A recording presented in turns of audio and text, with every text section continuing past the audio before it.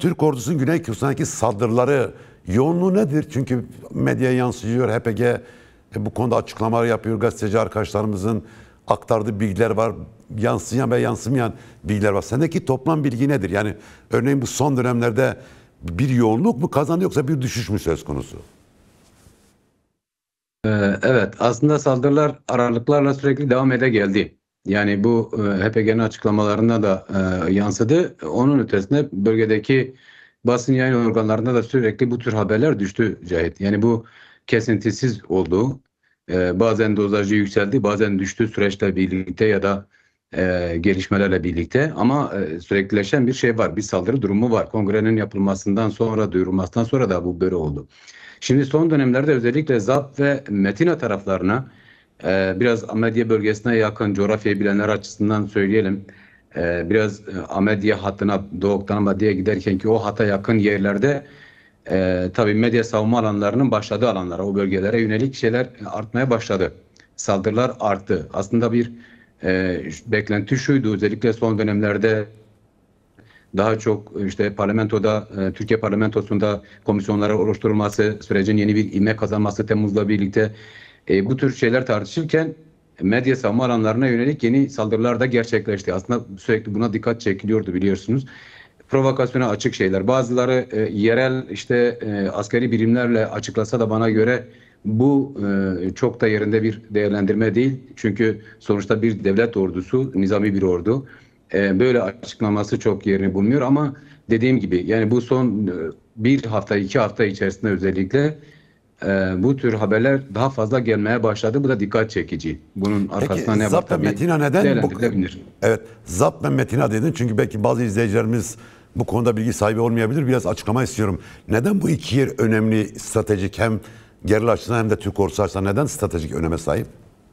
Medya savunma alanlarının en stratejik yerlerinden bir tanesi. Aslında Zagroslara açılan, oradan şimdi Zagros silsilesini düşündüğünüzde Bakur sınırından Başur sınırına Zappa Metina'dan başlayarak Zap'a geçiyorsunuz. Oradan bir Başur Kürdistan'a bir giriş. Ama onun paralelinde devam edip, Metina'nın paralelinde devam edip Hanere, Hakurke ve Kandil'e gidersiniz. Bu aslında bugünkü sınırlar itibariyle söyleyeyim. Türkiye, İran ve Irak üçgeni.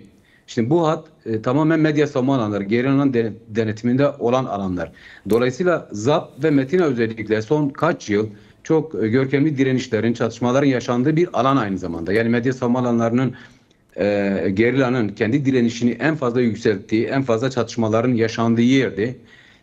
Bu açıdan bu süreç başlarken aslında şöyle bir şey, bu gerillanın yenilmezliğinin kanıtlandığı, ispatlandığı bir kez de ortaya çıktığı iki alandı.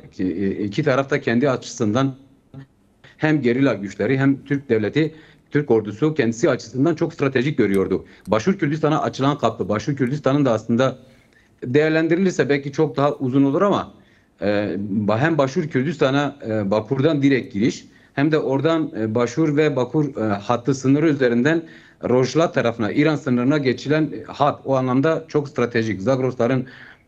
Zagroslarla birleşip oradan Kandil'e ulaşabilecek bir hat üzerinde yer alıyor.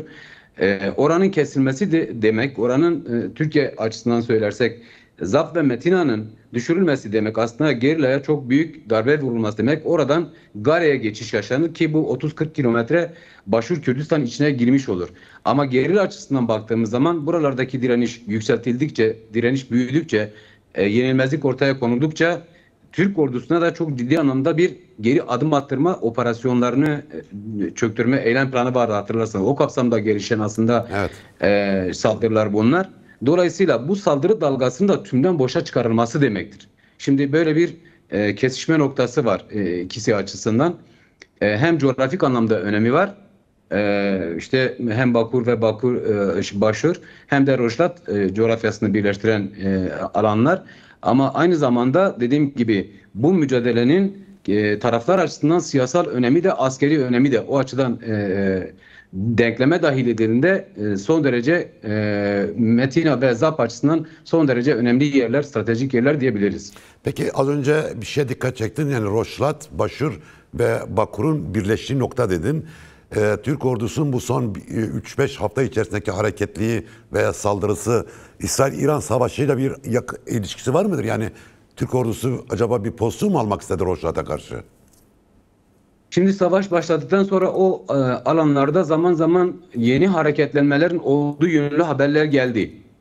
Hatta bazı bölgelerde Türk ordusunun kendi güçlerini yoğunlaştırdığı haberleri geldi. Bahsettiğim Zap ve Metina Zagroslar üzerinden Hakuki ve Hıneri alanına uzanan yerler. O silsile boyunca uzanan yerler Hıneri ve Hakuki'de tam üçgen oluşur. Roşilat, Başur ve Bakur. Türkiye, yani bugünkü sınırlar itibariyle söyleyeyim.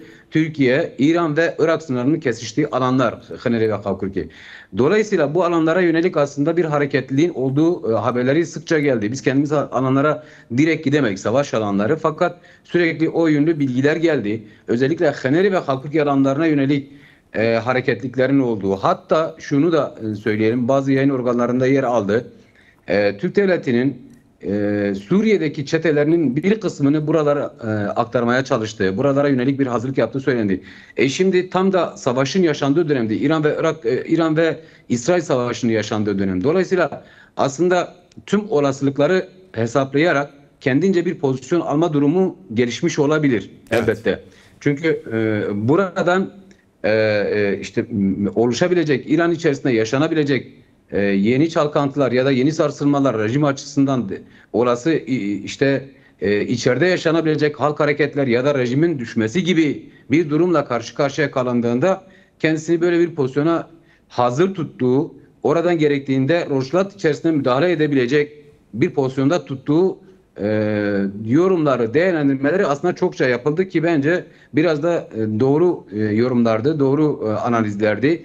Eğer beklendiği gibi ya da kamuoyunda o dönem tartışıldığı gibi İran İsrail saldırıları karşısında dayanamaz, kendi içerisinde bir çökme durumu yaşamış olsaydı, bu savaşa karşı bu şekilde göğüs germemiş olsaydı çok daha farklı senaryolar bana göre de gündeme gelirdi.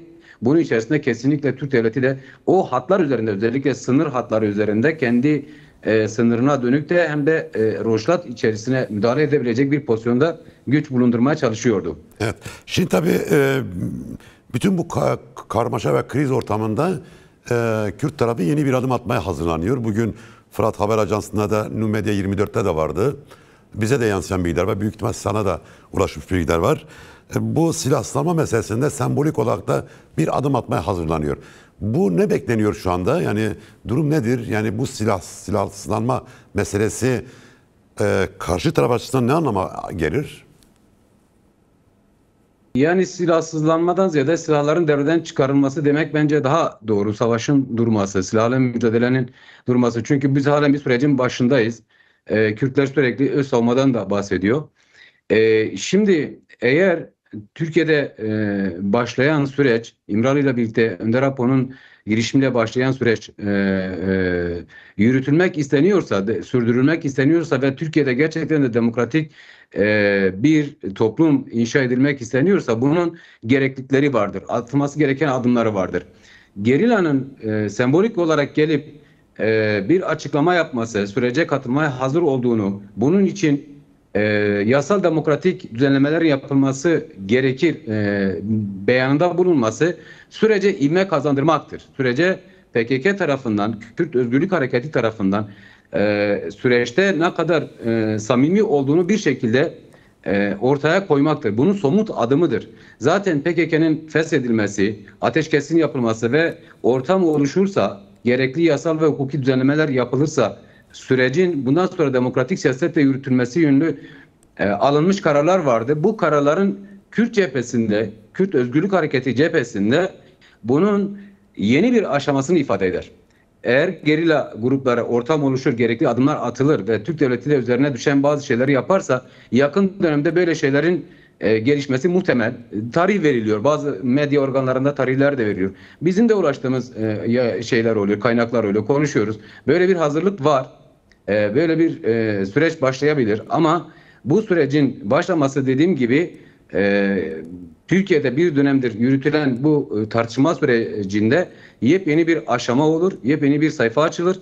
Kürt tarafı da bu konuda şimdiye kadar attığı adımlara nasıl sürecin gelişmesi anlamında iyi niyet özelliği taşıyorsa, aslında kararlılığını taşıyorsa, bu da bunun yeni bir aşaması olur. Elbette tabii bunun karşısında yapılması gerekenler var. Belki Peki onları burada bir tartışırız risk ama var mı? Çünkü bunun yürümesinin zorunlulukları var. Halit, burada bir risk var mı? Çünkü geçmişte de Kürdistan İşçi Partisi, PKK, Kürt Halk Önderi, Kürt tarafı kolaylaştırıcı adımlar attılar. Yani 99'da bu adımlar atıldı. Gerilla güçleri geri çekildi. İşte daha sonra barış grupları geldi Türkiye'ye ama hepsi cezaevine girdi. 10 yıl cezaevi yattılar. Türk tarafı bunu bir zayıflık olarak hep lanse etti. Burada bir risk var mı? Yani gerilla açısından sembolik de olsa silahlarını bırakmak veya bir yere teslim etmek veya yakmak gündeme geldiğinde bu bir zayıflık olarak algılanabilir mi yoksa? Yani kimileri böyle yansıtmaya çalışacaklardır elbette. Bu Evet. özellikle Türkiye'deki basının algısını, Türkiye'deki siyasetin algısını biraz bilenler buna çok şaşırmazlar. Fakat şunu bilmek lazım. Bugün başka bir programa da katılmıştım. Orada da söyledim, burada da söyleyeyim. Şimdi dikkat ediyorum da mesela son günlerde herkes biraz elbette yani bir gazeteci refleksi olarak ne oluyor, ne bitiyor, neler yaşanıyor, o anlamda süreci takip etmek, haber geçmek, bilgi vermek önemli elbette, ama asıl önemli olan bu adımın atılmasının anlamı nedir? Kendisiyle birlikte belirttiğiniz gibi riskler var mı yok mu? Biz çünkü çok deneyimler yaşadık. Mesela 2000'lerde Kürt hareketi gruplar gönderdi. Gerilla grubu gönderdi. Avrupa'dan grup geldi. 2009'da barış grupları geldi. Şimdi bu işin gerçekten sağlama bağlanması açısından, gerçekten de demokratik siyasi çözümün önünün açılması açısından en fazla tartışılması gereken boyut bu. Riskleri neler? Kimin ne yapması gerekir? Evet, PKK şimdi kendisini feshetti. Yarın öbür gün gerilla grupları gelebilir. Birinci grup gelebilir, ikinci grup gelebilir. Fakat mesele bu değil ki. Mesele bunun siyasal, hukuki zemine oturtulması, yasal zemine oturtulması ve Türk devletinin bu anlamda yeni bir daha önceki deneyimlere yeni bir deneyim eklenmemesi açısından kendi üzerine düşen sorumlulukları zamanda yerine getirmesidir. Şimdi Kürt Özgürlük Hareketi, biraz önce sözünü ettik, medya savunma alanlarında yıllardır savaşın her türlü teknikle yürütüldüğü gözler önünde, bunlar aleni açıkta bir yenilgi durumundan ziyade Önder Apo'nun belirtmiş olduğu demokratik toplum çözümü. Şimdi bu anlamda yeni bir sistem yaratmak istiyor. Yeni bir toplumsal sistem yaratılmak isteniyor. Yeni bir demokratik kültür yaratılmak isteniyor. Devletin demokratikleşmesinden söz ediliyor. Kürt sorununun demokratik çözümünden söz ediliyor. Kürtlerin teslimiyeti değil ki bu. Kürtler 50 yıldır bu süreci yürütüyor, bu mücadeleyi yürütüyor PKK hareketi öncülüğünde. Şimdi doğru algılamak lazım, doğru okumak lazım. Bu kadar mücadele yürütmüş bir hareket kendi mücadelesini çok aktif, dinamik olarak yürüttüğü bir dönemde böyle bir ki karşı taraftan bir çağrı geliyor. Bahçeli'nin bir çağrısı geldi. Önder Apo bu çağrıya cevaben bu adımları attı. Dolayısıyla bir yenilgi durumundan söz etmek, biraz bunu yapmak isteyenler aslında bu işten biraz nemalanmak isteyenler ya da çıkarı bozanlar olur. Doğru algılamak ve doğru kavratmak gerekiyor açıdan. Bir yenilgi değil, bir sürece yeniden ortak yaşama bir imkan, olanak tanımaktır. Peki şimdi Gerilla atacak bu adım güneydeki güçlerin, halkın durumunu nasıl etkileyecek? Çünkü Türk ordusu orada işgalci durumda. Bir meşruiyeti yok. Ancak PKK'yı, silahlı mücadeleyi sürekli gerekçe göstererek orada kalmaya devam ediyordu. Türk ordusunun Güney Kürdistan'dan çıkması talebi güneyde daha dominant bir hale gelebilir mi? Çünkü halk istemiyor Türk ordusunu orada. Bu gerçek. Ancak siyasetçilerin de bu konudaki eli rahatlar mı sence? Evet, böyle bir şey gündeme gelir Cahit. Zaten şimdiden başladı. Tartışmalar yapılıyor.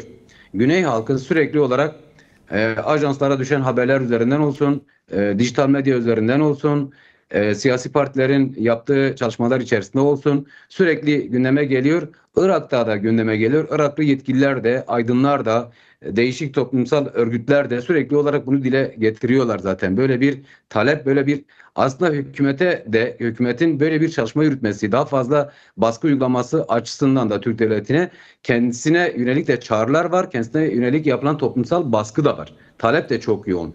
Çünkü Bu talep Başur Kürdistan'ı nede bir savaş odaklanıyor? Yani alanına çevirdi. Güney hükümeti üzerindeki talep nede odaklanıyor?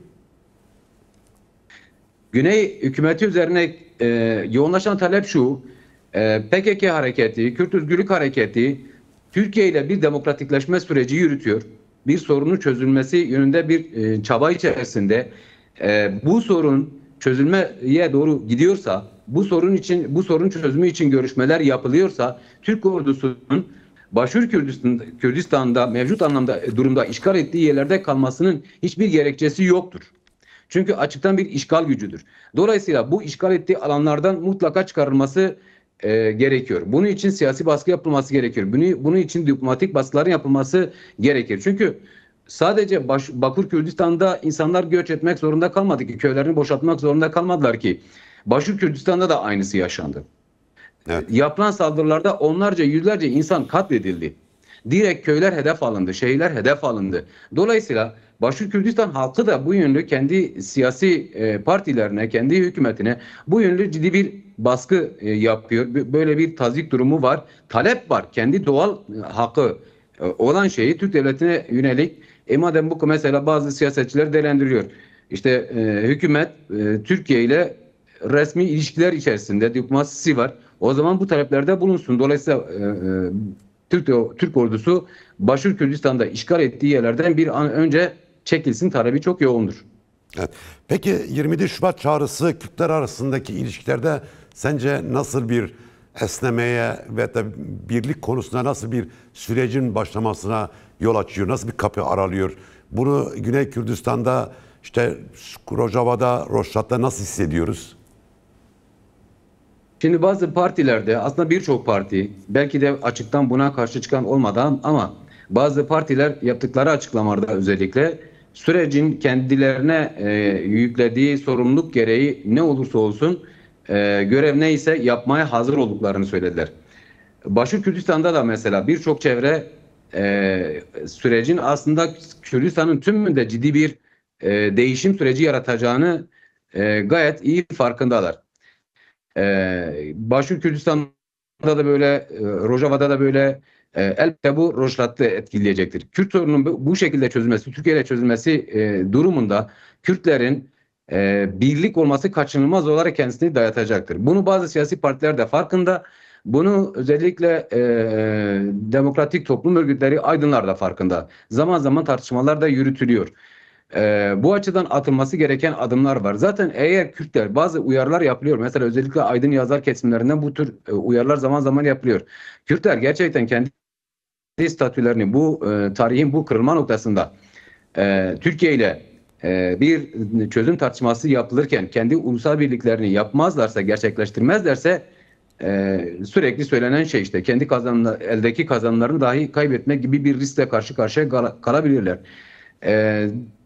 Bana göre yakın dönemde bu yönlü girişimler de gelişecektir. Bazı siyasi partilerden, bazı çevrelerden bence gelişecektir. Çünkü Türkiye'de özellikle eğer gerilla sembolik olarak gelip burada açıklama yaparsa, gerilla grubu gelirse, Süleymaniye'de, Başka Kürdistan'da böyle bir fotoğraf ortaya çıkarsa, süreç bir tık daha ileriye taşır ve Türkiye toplumunda, Türkiye hükümetinde ya da parlamentosunda da bazı adımlar atılmaya başlarsa, Kürtler içerisinde ulusal birlik daha fazla tartışılmaya başlanacaktır ve bu kaçınılmaz olarak bütün partileri buna mecbur bırakacaktır. Buna gelmeyen partilerin çok, yani tercih şansı yoktur bana göre.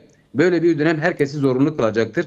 Karşısında duranın da çok fazla bir sonuç elde edebileceğini, kendisini sürdürebileceğini, kendi varlığını mevcut halde sürdürebileceğini çok tahmin etmiyorum Cahit. Kürt kamuoyunda bu çok yoğun tartışılıyor.